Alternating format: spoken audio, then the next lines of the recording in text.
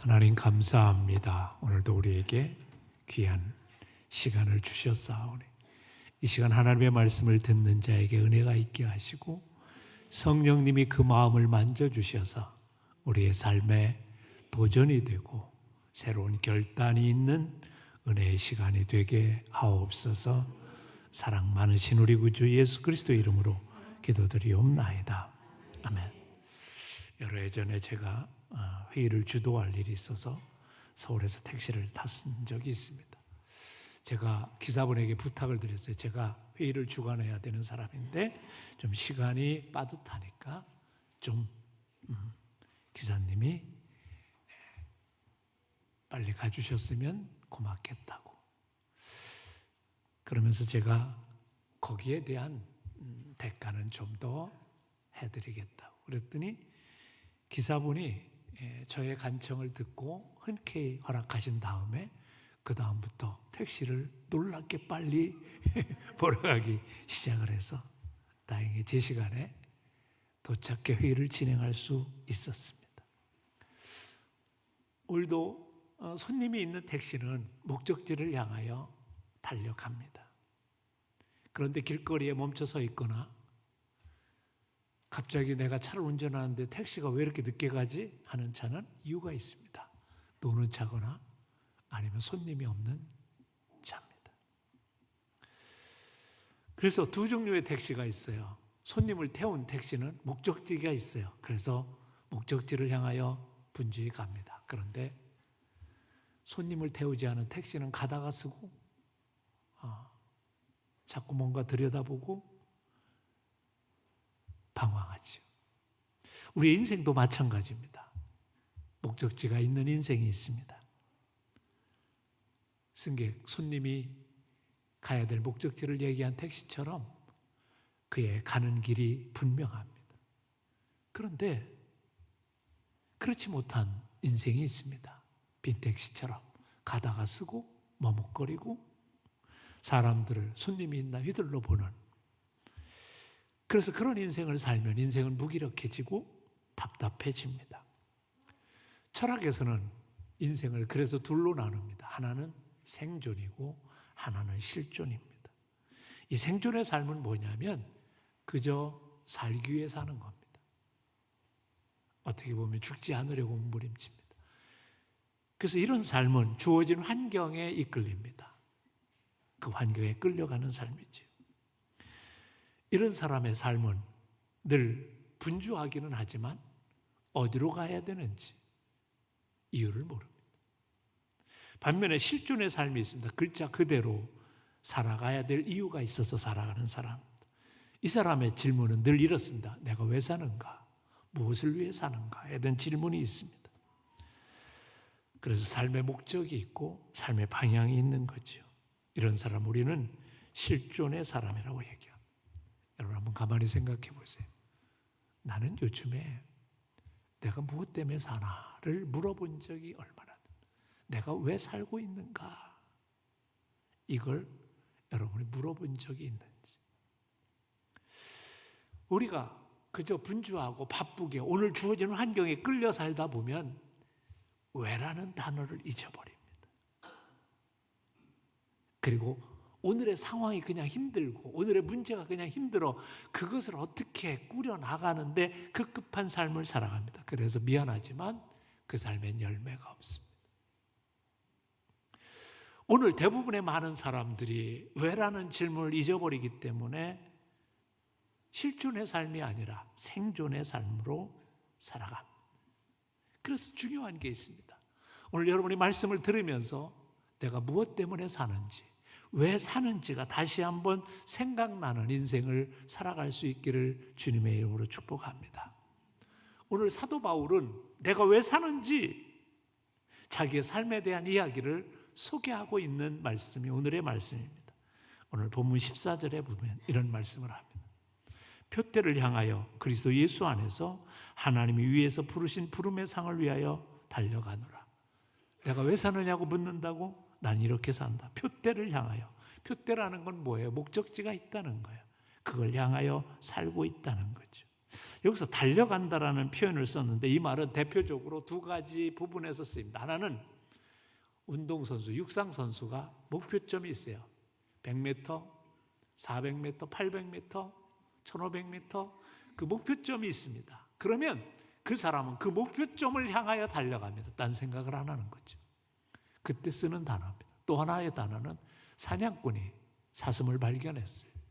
멧돼지를 발견하고 토끼를 발견했어요.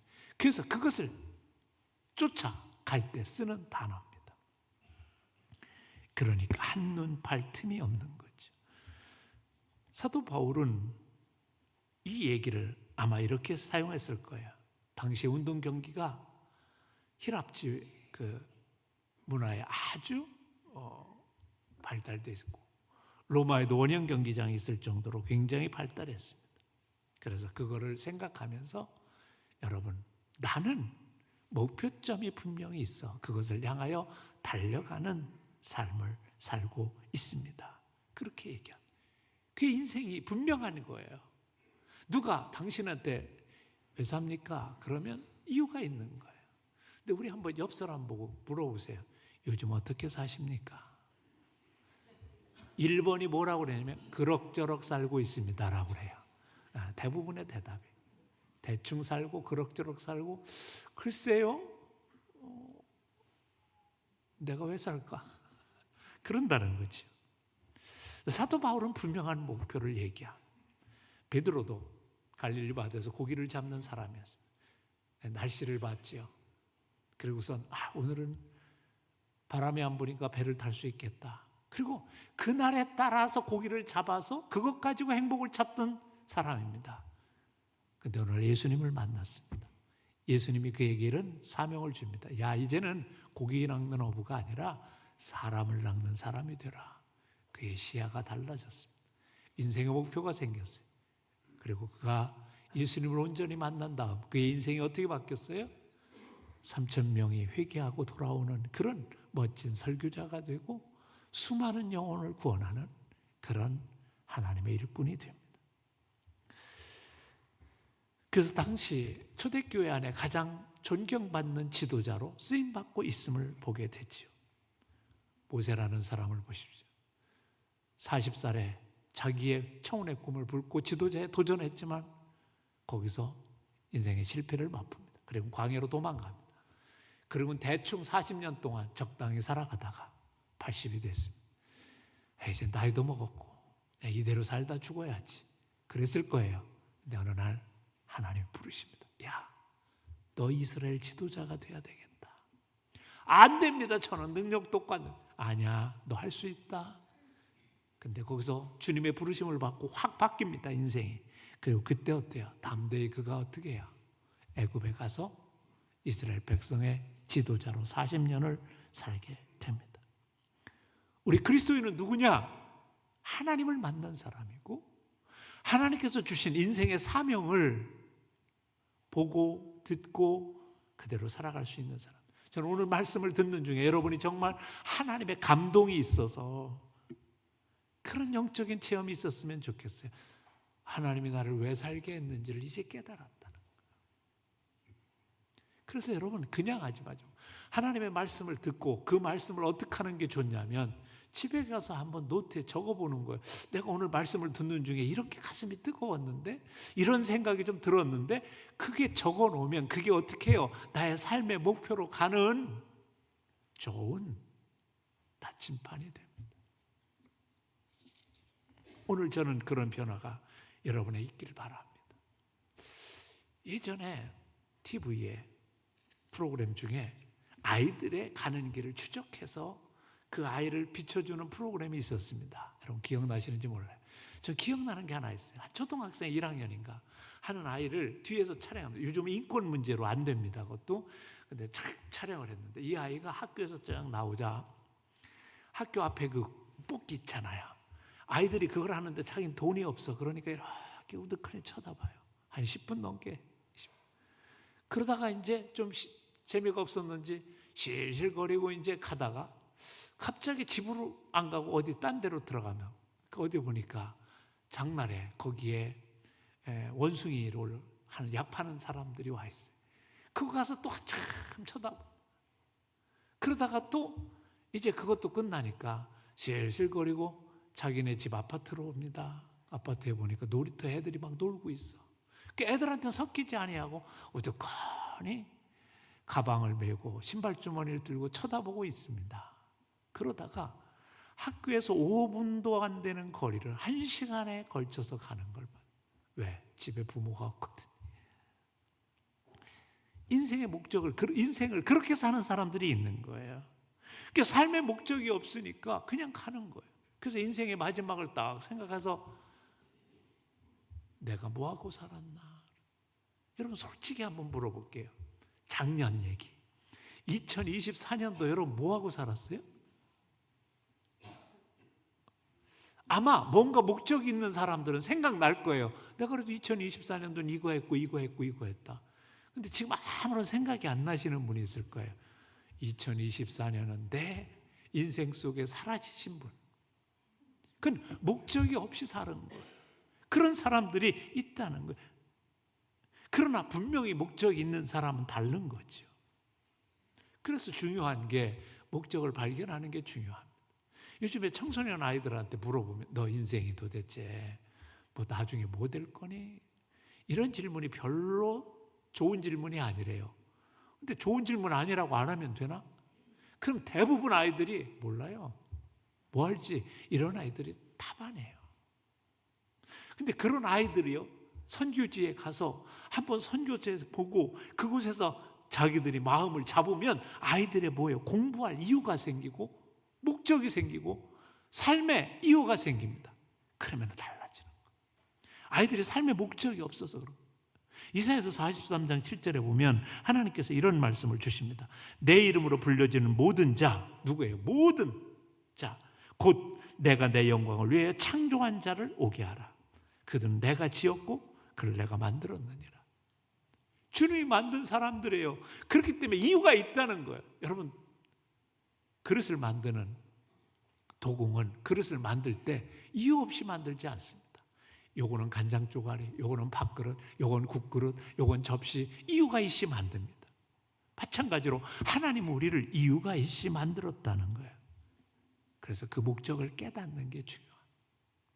오늘 저는 여러분이 잠시 시간을 멈추고 내 인생의 목적이 무엇인가를 한번 생각하는. 왜? 하나님의 백성은 이 땅에 살아야 될 분명한 목적을 하나님이 주셨기 때문에 그렇습니다. 그러면 어떤 목적을 가지고 살아야 될까? 오늘 사도 바울은 우리에게 그 얘기를 좀 들려주고 있습니다. 12절에 보면 오직 내가 그리스도 예수께 잡힌 바 된 그것을 잡으려고 쫓아가노라. 뭔가 예수님께 잡힌 게 있다는 거예요. 그래서 예수님을 제대로 믿으면요, 마음이 그냥이 아니라 사명이 생겨요. 뭔가 해야 될 것이 생긴다는 거예요. 사도 바울은 사실 사울이었을 때 인생의 목적이 있었어요. 뭘까요? 출세하는 거. 여러분, 세상에 많은 사람들이 뭘 그렇게 열심히 살아요? 돈 많이 벌어서 출세해서 좀 떵떵거리고 살고 싶다는 막연한 소망이 있는 거죠. 사도 바울도 그랬어요. 그래서 그는 뭐 했어요? 우리 처음 하면 뭐 해야 돼요? 요즘에 대치동 같은 데는 아주 심하답니다. 그래가지고 명문대학을 들어갔어요. 성공한 사람이에요. 그 다음에 뭐예요? 출세하려면 당시에 의회를 들어가는 거예요. 그래서 의회에 들어가서 회원이 됐어요. 당시에 지배계급은 누가? 두 계급이에요. 사두개인과 바리새인입니다. 바리새인의 거두가 되려고 그는 노력하다 보니 누구요? 요즘에 신흥 종교가 나타나던 예수라는 사람이 나타나가지고 그 믿는 사람들이 난리를 내는데 이거 때려잡아야 되겠다. 그거 때려잡으면 인기가 올라가는 거예요. 그 일을. 그래서 그는 인생의 세상적인 분명한 목표를 가지고 살아가던 사람이에요. 그런데 그래서 어떻게 해요? 이방 나라의 수도인 다메섹에 가서 거기에서 예수 믿는 사람을 잡아 죽이려고 하는 그런 대단한 포부를 가지고 가다가 거기서 예수님을 만납니다. 거기서 주님의 붙잡힌 바가 돼요. 예수님을 만난 사람은 인생이 바뀌는 거예요. 그게 예수님을 믿는 사람인 거예요. 세상의 가치관을 가지고 세상에서 출세하려고 하던 사람, 이제 그게 아니라 이 땅에 살아야 육신의 정욕을 쫓아 사는 이 삶이 전부가 아니라 영원한 삶, 하나님의 나라의 삶이 있다는 것을 발견한 사람이 되는 거지요. 그러니까 그거 뭐예요? 내가 세상에서 추구하던 모든 것을 이제 다 배설물로 여긴다. 가치관이 바뀐 거예요. 생각이 바뀐 거고 인생의 목적이 바뀐 거지요. 그래서 중요한 거예요. 사실 우리도 모르게 시대의 흐름이 있습니다. 오늘날 우리가 살아가는 시대의 흐름은 뭐예요? 이기적인 거예요. 웰빙이라는 그런 분위기가 타고 그것이 마치 이 시대를 살아가는 지혜로운 사람들이 행해야 되는 것처럼 합니다. 웰이라는 건 뭐예요? 건강하고 만족하고 행복한 그런 거예요. 빙은 삶을 뜻합니다. 행복한 삶을 추구하는 거예요. 그래서 단어가 나는 게 소확행, 작은 것에 행복을 찾으며 살아간다. 이게 오늘날 젊은이들이나 오늘날 시대에 많은 사람들이 추구하는 겁니다. 그래서 그들은 뭐예요? 육체적인 건강, 이 땅에 좋은 땅이니까 오래 살아야 된다. 그래서 건강식 먹고 또 헬스나 요가, 뭐 스파 마사지, 뭐 또 어려운 단어 있어, 뭐 아로마 테라피, 뭐 하여튼 난 한 번도 해본 적이 없어서 잘 피부, 아우요. 제가 여기 피부 있거든요. 우리 저 이발소 위에 우리 교인들도 많대, 손님이. 나는 몰라 누가 가는지. 거기에 관심이 있어요. 이 세상의 것에. 그래서 요즘에 최고 젊은이들이 부러워하는 게 뭔지 아세요? 파이어족이야. 빨리 은퇴하는 거. 그래서 내가 신혼부부한테 물어봤어요. 물어봤더니 자기가, 내가 묻지도 않았는데, 목사님 저희는요 40 전에 은퇴해가지고요 평생을 재밌게 사는 거래요. 내가 속으로는 그랬지. 네 뜻대로 되나 봐라 그랬지. 여러분, 중요한 건 뭐냐면 그게 인간의 목표예요. 그런데 제가 좀 성경적으로 혹평을 해보면 지만 잘 사는 거예요. 이 땅의 육신의 적인 살면서 지만 잘 살다고 하는 건데, 그건 하나님의 면류관, 의의 면류관이 전혀 없는 거. 하늘의 영광과 하늘의 기적, 하늘의 모든 것들을 얻을 수 없는 가치관이에요. 그리고 자기가 언제까지 살지 어떻게 하냐고. 주님이 이렇게 말씀해요. 오늘 밤에 내 생명 데려가면 어찌 될꼬. 그래서 여러분, 미국의 세들백 교회에 리고렌 목사님은 이 시대의 풍조를 바라보면서 너무 안타까워서 쓴 책이 있어요. 그게 뭐냐면 목적이 이끄는 인생입니다. 하나님이 이 땅을 만드시고 하나님의 백성들을 이 땅에 부르신 이유는 분명한 이유가 있다는 거죠. 그 이유를 모르고 살아가면 그건 헛된 삶이 된다는 거죠. 그래서 그는 우리에게 이런 도전을 합니다. 목적 없는 삶을 살지 말고 목적이 분명한 삶을 살아야 된다. 그래서 저희 교회도 목적 있는 40일 같은 것들을 여러 번 하면서 한번 생각해 보자 그런 적이 있습니다. 기억나십니까? 5가지. 우리는 하나님의 기쁨을 위하여 창조되었다. 우리는 하나님의 가족으로 태어났고 우리는 그리스도를 닮도록 되어 있다. 그래 행복하다는, 우리는 하나님을 섬기기 위해 이 모습으로 창조되었기 때문에 우리는 행복할 이유가 있고, 우리는 사명을 위해 지금 받았기 때문에 사명을 감당할 때 우리는 행복한 인생이 될 수 있다는 거예요. 그래서 여러분, 주목해 보세요. 오늘 내가 어떤 목적을 가지고 살아.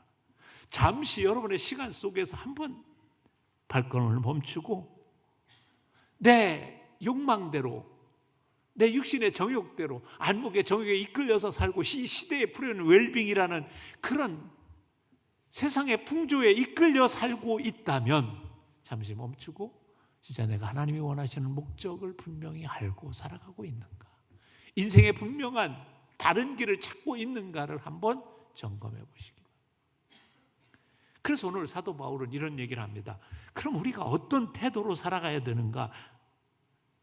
13절에 난 아직 내가 잡은 줄로 여기지 아니하고 오직 한 일, 즉 뒤에 있는 것은 잊어버리고 앞에 있는 것을 잡으려고 달려간다는 거죠. 그의 삶의 태도를 세 가지로 얘기할 수 있습니다. 하나는 뭐냐면 아직 잡은 줄로 여기지 않는다는 거예요.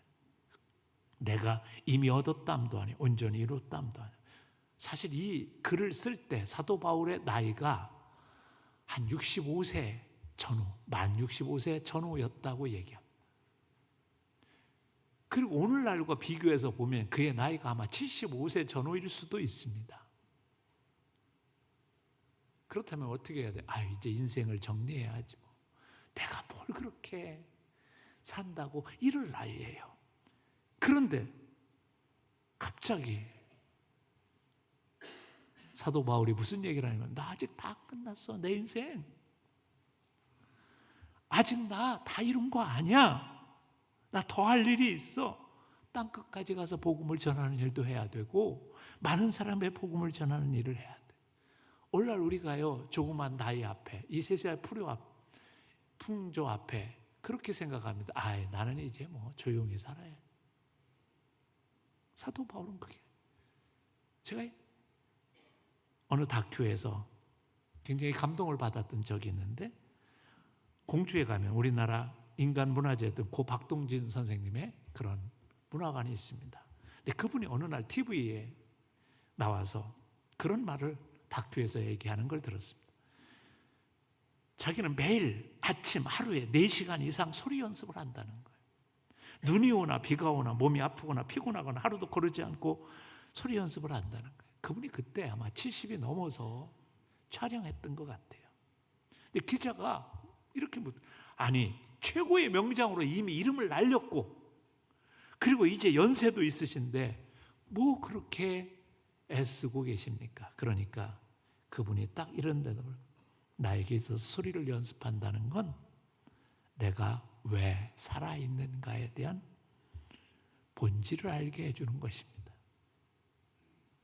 하나님이 내게 주신 것, 그걸 내가 최선을 다하는 게 나의 삶입니다.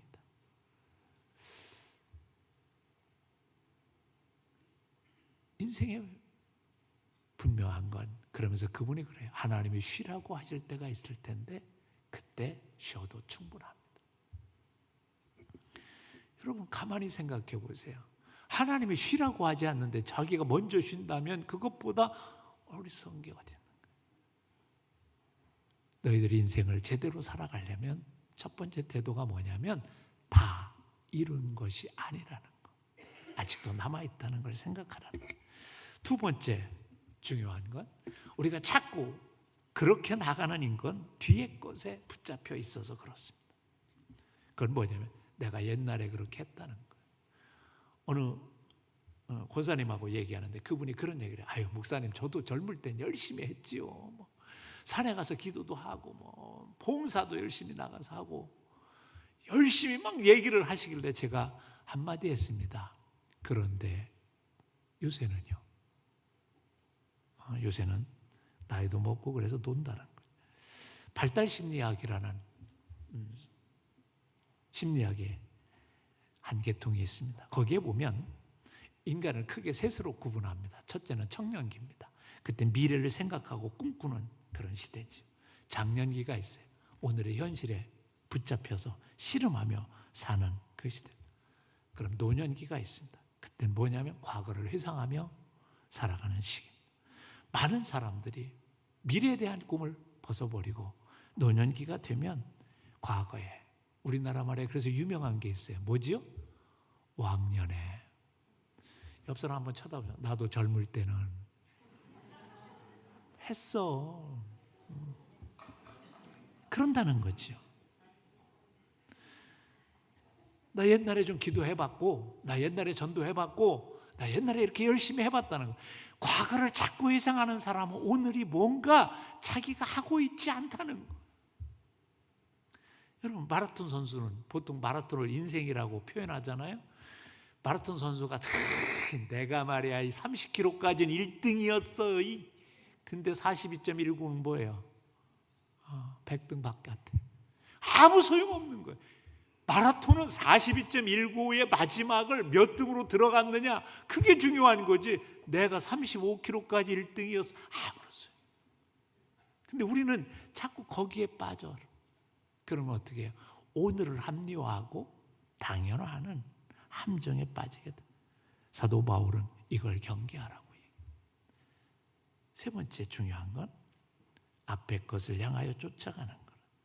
오늘 사도 바울이 달려간다라는 이 표현을 에펙테이노마이라는 단어를 씁니다. 이게 뭐라고 그랬어요? 육상 선수가 목표점을 향하여 달려가는 그걸 얘기한다고 그랬어요.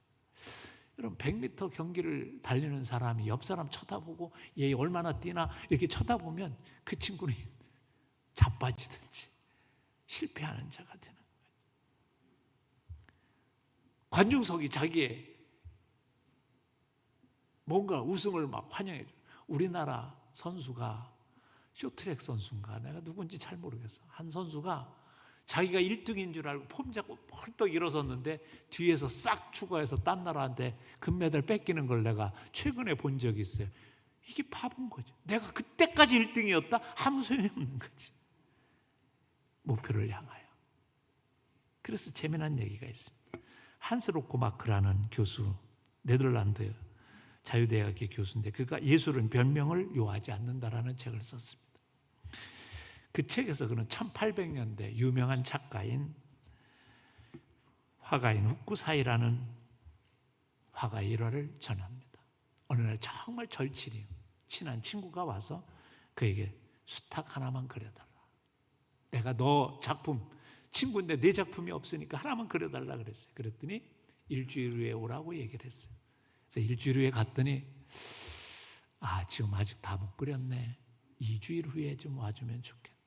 그래서 그리고 2주일 후에 가서 수탉 그림 다 그렸나? 그랬더니 아직 못 그렸네. 2달 후에 좀 오면 좋겠다. 그 2달 후에 갔어요. 그랬더니 아직도 못 그렸다는 거예요. 슬슬 화가 났지만 그로부터 이제 계속 2달 후에 와라. 3개월 후에 와라. 그래서 3년이 지났어요. 그날은 화가 머리끝까지 나가지고 친구가 이렇게 야! 수탉 하나 그리는데 3년 동안 기다리면 말이 되냐 막 그러면서 열을 통하면서 너 나 안 그려주려고 그러지 막 그러니까 가더니 종이를 하나 갖고 오더니 수탉을 그리기 시작합니다. 눈앞에서 싹 해서 다 그리는 거예요. 야 그렇게 그릴 거 왜 3년이나 끄냐?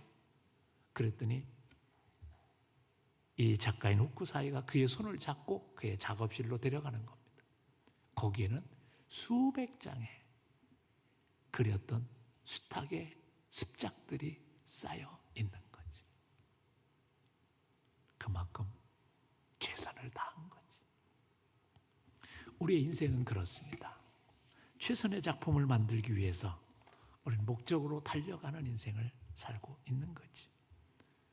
표대를 향하여 달려가는 사람은 넘어지지 않습니다. 지치지 않습니다. 멈추지 않는 거, 포기하지 않는 거죠. 사랑하는 성도 여러분, 우리는 하나님의 부름받은 사람이요, 인생에 분명한 목적을 가지고 살아가야 되는 사람. 그런데 혹시 목적을 잃어버린 채 살고 있지 않은 거예요. 그렇다면 우리는 인생에 분명한 방향이 없는 거예요. 그래서 제가 여러분에 도전합니다. 오늘 말씀을 들은 것을 집에 가서 한번 적어보시죠. 내가 어떤 목적을 가지고 살고 있나. 그래서 그것을 써보면 하나님의 감동으로 내가 쓰면 그게 영적 일기가 됩니다. 저는 1년이 되면 꼭 다이어리 한 권을 삽니다. 그리고 그런 영적 일기를 순간순간 감동이 있을 때마다 적어봅니다. 두 번째 해야 될 일이 있습니다. 기도 노트를 만드는 겁니다. 그래서 내가 시기에 어떤 기도 제목이 있는가를 써보고 그것을 내가 분명하게 기도를 하다 보면 내 인생의 분명한 방향이 설정되고 목표가 정해져요. 세 번째 해야 될 일이 있습니다. 성경을 필사하는 것. 요즘에 시편 쓰라고 하는데 쓰세요? 성경을 쓰다 보면 이런 말씀이 나옵니다. 복 있는 사람은 악인의 길을 쫓지 아니하고 죄인의 길에 서지 아니하고 오만한 자의 자리에 앉지 아니하고 하나님의 말씀을 주야로 묵상하는 자로다. 그렇게 살아보려고 쓰다가 마음 한번 먹어보면 마음 한번 안 먹어본 사람보다 훨씬 더 인생의 목적이 생기는 사람이 됩니다. 그리고 그것을 가지고 일주일의 계획을 세워봅시다. 다이어리 폼으로 사는 게 아니라 거기에 한 달, 1년이 있습니다. 그냥 이제 내가 뭐 그렇게 세밀하게 살까 복잡하게 살까 그러지 마시고 한 달에 내가 목적을 한번 정해보고 6개월의 목적을 한번 정해보고 1년의 삶을 한번 정해보고 살다 보면 아름다운 열매들이 여러분의 삶을 통해서 맺어지는 놀라운 역사들이 일어날 겁니다.